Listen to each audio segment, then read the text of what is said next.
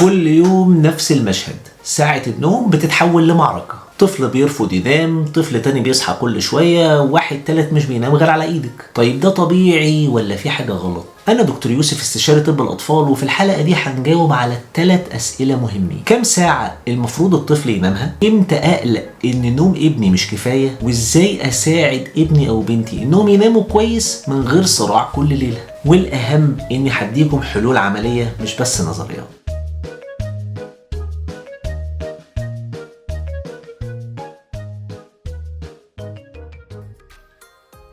مبدئيا كده، النوم ده مش رفاهية، النوم ده ضرورة لنمو الطفل وتطوره العقلي والمزاجي والمناعي. وعدد ساعات نوم الطفل بيختلف حسب عمره، يعني حديث الولادة لحد سن 3 شهور ممكن يناموا من 14 ل 17 ساعة يوميا، ولكن بتبقى على فترات متقطعة. من سن 4 شهور لحد سن 11 شهر، يعني قبل عيد الميلاد الأول بتاع الطفل المفروض ينام من 12 ل 15 ساعة، ويبتدي نومه أثناء الليل يبقى أطول من نومه أثناء النهار. من سن سنة لسنتين يبتدي يقل شوية، يبقى من 11 ساعة في اليوم ل 14 ساعة. ومن سن 3 ل 5 سنين يبقى نومه في ال 24 ساعة من 10 ل 13 ساعة. وأخيرا من بعد سن 6 سنين لحد سن 13 سنة المفروض الطفل ينام ما بين 9 ل 11 ساعة أثناء الليل. بس خدوا بالكم، مش بس عدد ساعات النوم اللي يهم، المهم كمان جودة النوم. يعني هل ابني أو بنتي بيناموا نوم عميق؟ طيب بيصحوا كل شوية؟ طب بيناموا في ميعاد ثابت كل يوم؟ لأن في أطفال بتنام 10 ساعات بس برضه بيصحوا تعبانين. طب إمتى أعرف إن بنتي أو ابني مش بيناموا كفاية؟ لو شفتوا حاجة من العلامات دي اعرفوا إن ابنكم مش بينام كفاية.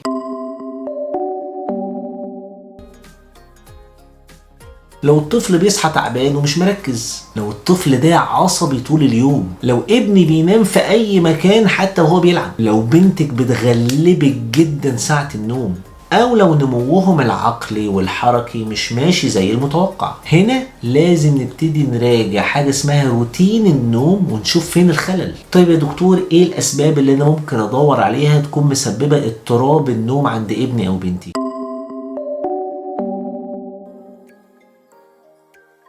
اولا في اسباب طبيعيه احنا ما نقدرش نتحكم فيها والحمد لله انها بتعدي، زي المغص، التسنين، القفزات النمائيه اللي هي لما الطفل بيتحرك من مرحله تطور او مرحله عمريه معينه للمرحله اللي بعدها، التغيير المفاجئ في حياه الطفل زي السفر، دخول حضانه جديده، النقل من مدرسه لمدرسه. لكن في اسباب متكرره ونقدر نتحكم فيها ولازم نتدخل عشان نغيرها. واحده من اهمها ان ما يبقاش في روتين نوم ثابت، ده غلط جدا عند الاطفال. لازم الاطفال تنام في ميعاد معين. لو ابنك او بنتك متعود انه ينام في حضنك او ينام على الرضاعه، استخدام الشاشات قبل النوم، لو غرفه النوم بتاعه الطفل فيها نور او دوشه او حراره زايده، لو الطفل ده عنده خوف او قلقان من الانفصال، لو الطفل ده تعب جدا طول النهار ونام على نفسه في اخر الليل، دي حاجه ما تفرحكش. الطفل اللي بينام متأخر بعد ما يكون جسمه أنهك تماما، ده عمر جودة النوم بتاعته ما هتبقى كافية حتى لو عدد ساعات النوم كافي. كل سبب من دول لو اتكرر هيخلي ابني يرفض النوم أو بيصحى كتير. طيب يا دكتور، انت دلوقتي قلت لنا هتدينا نصايح عملية في البيت، نعمل ايه؟ انا هقول لكم على الخطوات دي بترتيب واضح وبسيط نمشي عليها ازاي.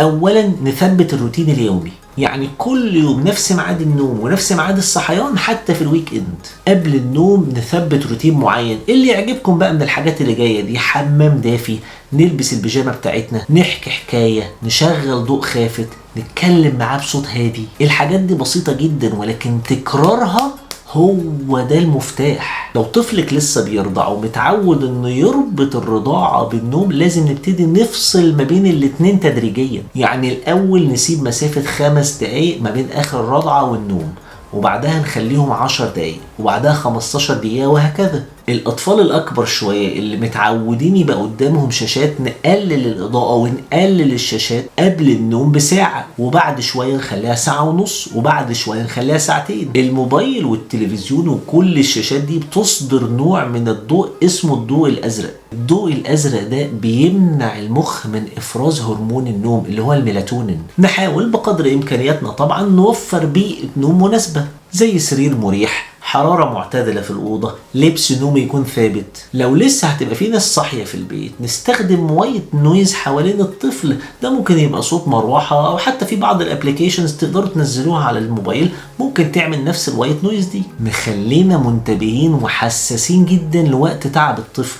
أول ما تبتدي تلاحظ إن ابنك أو بنتك بدأ يظهر عليهم علامات الإرهاق، بقوا هاديين شوية، بقوا بيعملوا دوشة أقل، ابدأي فورا روتين النوم. لو عدت الفترة دي من غير ما الطفل ينام هيبتدي ينشط تاني، وهيبقى صعب جدا ينام، ومش هينام غير لما يكون جسمه أنهك تماما زي ما قلنا. وساعتها حتى لو خد عدد كافي من ساعات النوم مش هيبقى النوم ده فيه الجودة الكافية اللي تخلي الطفل يصحى فايق ومركز. طيب خلينا نشوف من بعض الأسئلة اللي بتجيلي مشاكل متكررة في النوم وإزاي نحلها. بنتي بتصحى كل ساعة. هنا نفحص الغرفة، نفصل الرضاعة عن النوم، نبدأ تدريب الطفل على إنه يهدي نفسه بنفسه، حتى لو هيعيط شوية في الأول بعد شوية هيهدى. ابني ما بينامش غير على حضني، يبقى أبدأ شوية شوية أقلل التعلق بتاعنا بالطفل ده، انام جنبه الاول وبعدها انسحب خطوه خطوه. ابني بيعيط كتير قوي يا دكتور وقت النوم، يبقى اراجع ميعاد النوم بتاعي ده، يمكن ميعاد النوم بتاعي هو اللي فيه مشكله. اشيل المؤثرات اللي حوالين الطفل ونثبت الروتين لو سمحتوا. وافتكروا دايما لازم نبقى احنا كمان هاديين وثابتين على المواعيد اللي احنا بنعملها وحنينين برضه في نفس الوقت. ابني بيصحى مفزوع يا دكتور في نص الليل، نراجع حرارة الأوضة، دي حاجة مهمة جدا ومعظمنا بينساها. نقلل الدوشة اللي حوالين الطفل في البيت، ما هو ما ينفعش يبقى احنا عايزين نوفر له بيئة هادية ينام فيها واحنا كمان عاملين دوشة حواليه. ونسيب ضوء خافت جنب الطفل لو بيخاف، وده ما فيش منه أي مشكلة. يا جماعة افتكروا تنظيم النوم مش محتاج عصبية أبدا، ده محتاج شوية صبر وثبات. وصدقوني الروتين الواضح بيفرق جدا، بس انتوا جربوا. العلم بيقول لنا ان كل طفل يقدر يتعلم ينام بنفسه، بس محتاج يحس بالامان، ودورنا ان احنا نوفر لابننا او لبنتنا البيئة المناسبة للنوم. ولو جربتوا ده ولسه في مشكلة يبقى نستشير دكتور الأطفال عشان نطمن. لو عجبتكم الحلقة شاركوها مع كل أب وكل أم بيعانوا من نفس الدوامة، واكتبوا لي في الكومنتات إيه أكبر مشكلة نوم عند ابنك، وإيه اللي جربتيه مع بنتك أو ابنك واشتغل معاهم، وأنا هجاوب عليكم في الكومنتات بنفسي عشان الطفل يرتاح والبيت كله ينام. أنا دكتور يوسف ودي قناة دكتور كيدز، أشوفكم على خير.